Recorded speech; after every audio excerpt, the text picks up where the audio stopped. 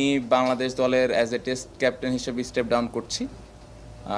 আমি টেস্ট ফরম্যাটে আর কন্টিনিউ করতে চাই না এবং আমি একটা জিনিস একটু ক্লিয়ারলি সবাইকে মেসেজটা দিতে চাই, এটা কোনো পার্সোনাল কোনো কিছু না, ইটস টোটালি টিমের বেটারমেন্টের জন্য এই ডিসিশানটা আমি নিয়েছি এবং আমি মনে করি যে এটাতে টিমের ভালো কিছুই হবে। কারণ আমি এই ড্রেসিং রুমটাতে লাস্ট কয়েক বছর ধরে লম্বা সময় ধরে থাকার সুযোগ হয়েছে। আমি মনে করি যে তিনটা ক্যাপ্টেন এই ড্রেসিং রুমে যৌক্তিক, এটা এক ব্যক্তিগত মতামত। ক্রিকেট বোর্ড হয়তো আলাদাভাবে চিন্তা করতে পারেন এবং সেটার প্রতি পূর্ণ সম্মান আমার আছে। সো এটা আমার ব্যক্তিগত মতামত যে তিনটা ক্যাপ্টেন আসলে আমার মনে হয় যে টিমের জন্য একটু ডিফিকাল্ট হতে পারে। সো পুরাটা টিমের বেটারমেন্টের কারণে আমি এখান থেকে সরে আসছি। বাট যদি ক্রিকেট বোর্ড মনে করে যে আলাদা কোনো ক্যাপ্টেন বা তিনটা ক্যাপ্টেনই তারা রাখবে, সেটা একদমই টোটালি তাদের ডিসিশন। এবং আমি আশা করব যে এই জিনিসটা কেউ এরকম না মনে করে যে এটা আমি পার্সোনাল কোনো কিছু থেকে বা আমার মন খারাপ থেকে রাগ থেকে এই জিনিসগুলো করেছে। এটা আমি ক্লিয়ার করলাম, এটা জাস্ট বিকজ অফ টিমের বেটারমেন্টের কারণে এবং এখানে কোনো পার্সোনাল কোনো কিছু নেই। Thank you.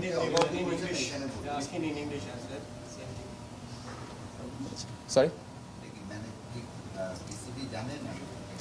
জি, ক্রিকেট অপারেশনসকে আমি অলরেডি জানিয়েছি, বেশ কয়েকদিন আগেই আমি জানিয়েছিলাম। সো তারা এই বিষয়ে জানে।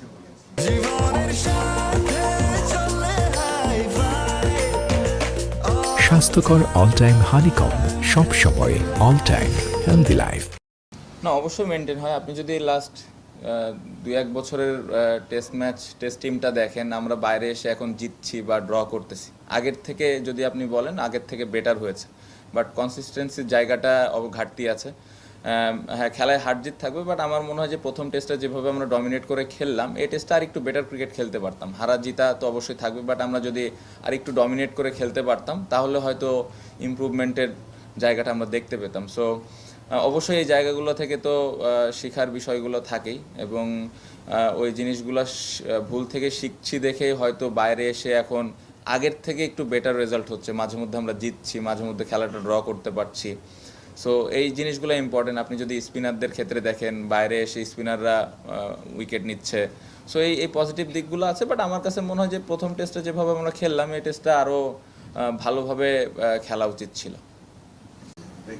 আরেকটু বেটার বোলাররা করতে পারতেন এই সিচুয়েশনে। প্লাস আরেকটা এডিশনাল প্রশ্ন যে নাইম হাসান বলে ব্রিলিয়ান্ট পারফরমেন্সের পর তাকে এরিতে আনা, ছোট ছোট স্পেলে বোলিং করানোর নিশ্চয়ই একটা পরিকল্পনা ছিল। গলে প্রথমটা কি ছিল? বোলিং ডেফিনেটলি, হ্যাঁ মনে পড়ছে। বোলিং ডেফিনেটলি আমরা ভালো স্টার্ট করিনি। আপনি যদি দেখেন, আমরা অনেক 4-5-6 করেও রান দিয়েছি শুরুর দিকে। সো যখন এই ধরনের মোমেন্টাম একটা ব্যাটসম্যান পেয়ে যায়, তখন ডিফিকাল্ট হয় পরে স্পিনারদের জন্য আসলে ওইভাবে রানটা মেনটেন করা। তো আমরা শুরুতেই ভালো বোলিং করিনি, যেটার কারণে ওরা খুব ফ্রিলি ব্যাটিং করে ফেলেছে। যদি আমরা রানটা একটু কম দিতাম, উইকেট যদি নাও পেতাম, তাহলে হয়তো আর একটু ভালো আশা করতেই পারতাম আমরা। কারণ আপনি যদি দেখেন, গতকালকে 8 উইকেট নিয়েছি আমরা খুব অল্প সময়ের মধ্যে।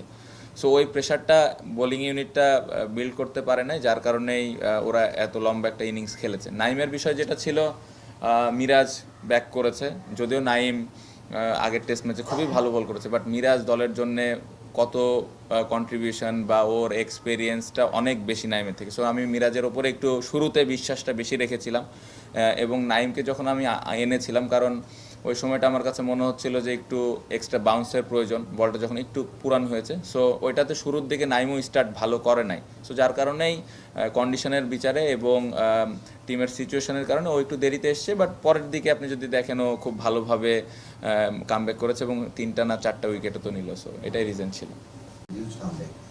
কিন্তু বাংলাদেশের শুরু থেকে যদি আমরা সুযোগ হয়েছে দেখার, সেই জায়গা থেকে আপনারা মাঝে মধ্যে মানে ইদানিং ইমপ্রুভমেন্টটা আমি স্বীকার করছি, বাট কামব্যাক করো ফার্স্ট ইনিংসে একটা কিছু হয়ে গেলে, একটা বেশি রান হয়ে গেলে বা নিজেরা অল্প রান আউট হয়ে গেলে কামব্যাকটা কম দেখা যায়। মানে এটার সঙ্গে কি ঘরোয়া ক্রিকেটের কম্পিটিটিভনেস, ল্যাক অফ কম্পিটিটিভনেসের কোনো রিলেশন আছে বলে আপনি মনে করেন? না, অবশ্যই আছে। আসলে কামব্যাকটা তখনই করা সম্ভব যখন ডিফারেন্সটা একটু কাছাকাছি থাকে। আপনি যদি 200 রান 300 রান পেছনে পড়ে যান তাহলে এটা আসলে কামব্যাক করা খুবই মুশকিল। বোলিং ইউনিট হতে পারে, ব্যাটিং ইউনিট হতে পারে। সো এই জায়গাটাতে যদি দেখা যাচ্ছে 100 লিড পেয়েছে বা 50 লিড পেয়েছে অপোনেন্ট, ওইখান থেকে কামব্যাক করাটা সম্ভব, বা বোলিংয়ের ক্ষেত্রেও সেম। সো এই দিক থেকে অনেক বেশি পেছনে পড়ে গেলে ফার্স্ট ইনিংসে ওখান থেকে ফেরত আসাটা খুবই ডিফিকাল্ট। ঘরোয়া ক্রিকেটে এই ধরনের চ্যালেঞ্জ খুব বেশি থাকে না।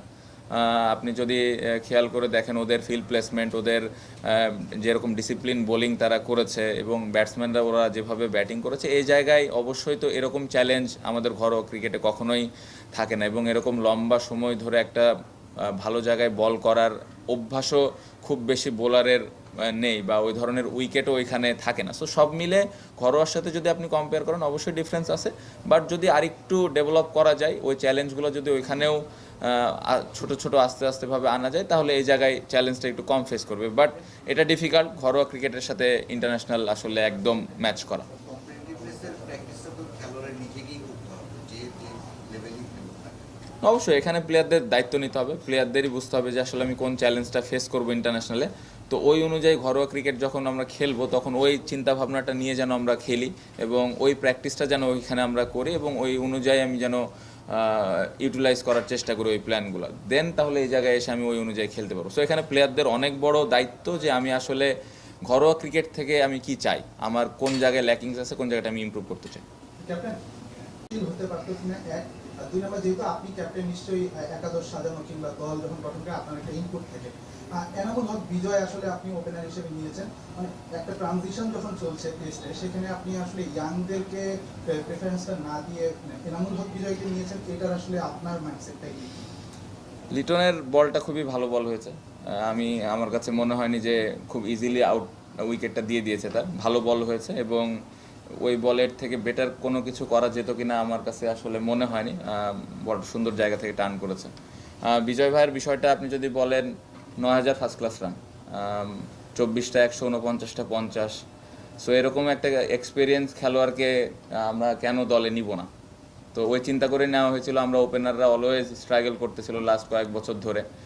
জয়, জাকির কিছু কিছু ম্যাচ ভালো করেছে, বাট তারপরে দেখা গেছে যে ওইরকম কন্ট্রিবিউট করতে পারেনি। তো আমরা এরকম একজন এক্সপিরিয়েন্স খেলোয়াড় খুঁজতেছিলাম যার পেছনে অনেক রান আছে, যে কিনা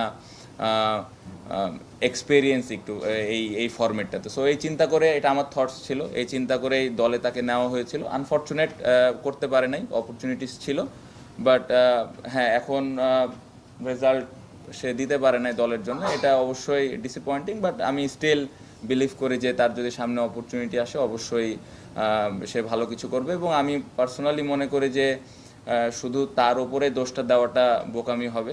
অ্যাজ এ টিম হিসেবে আমরা আসলে এই ম্যাচটা ভালো খেলি নাই। ভালো খেলে আর দেশে 25 বছর টেস্টের প্রতিটি অনেক আয়োজন চলছে। 25 বছরে বাংলাদেশ ক্রিকেট আসলে কতদূর এগোলো এবং সামনের দিনগুলোতে আপনারা দর্শকদের কি দিতে চান? আমার মনে হয় নাইমের বোলিংটা আমরা এই সিরিজ থেকে নিতে পারি। 7 বছরে মনে হয় 7টা টেস্ট ম্যাচ খেলার সুযোগ হয়েছে তার। ডিফিকাল্ট এভাবে সেরকম পারফর্ম করা, স্পেশালি এই টেস্ট ম্যাচে শুরুর কয়েকটা ওভার ভালো না করার পরে যেভাবে ডে 3-তে বোলিং করে কামব্যাক করা, নাইমেরটা নিতে পারি। তাইজুল ভাই, আমরা অলওয়েজ জানি যে তাইজুল ভাই দলের জন্য 40-45 ওভার করে বল করা, এটা কিন্তু অনেক ডিফিকাল্ট একটা ব্যাপার ওই একই জায়গায়। সো তাইজুল ভাইয়ের 5 উইকেট বা লম্বা স্পেল বোলিং করা, সো এই জিনিসগুলো আমরা নিয়ে যেতে পারি। মুশফিক ভাই অনেকদিন পরে এরকম একটা লম্বা ইনিংস খেলেছে। সো ওভারঅল বেশ কিছু জায়গা আছে যেগুলো নিয়ে আমরা সামনে আগাইতে পারি। ওয়ান ডে সিরিজে আমার মনে হয় না এই সিরিজ থেকে খুব বেশি কিছু আমাদের নিয়ে যাওয়াটা ঠিক হবে, কারণ আলাদা ফরম্যাট। সো ওইটা আলাদাভাবে চিন্তা করাটাই ভালো। সামনের দিনগুলোতে অ্যাজ ইউজুয়াল যেটা বলি, আরও ভালো ক্রিকেট খেলতে চাই।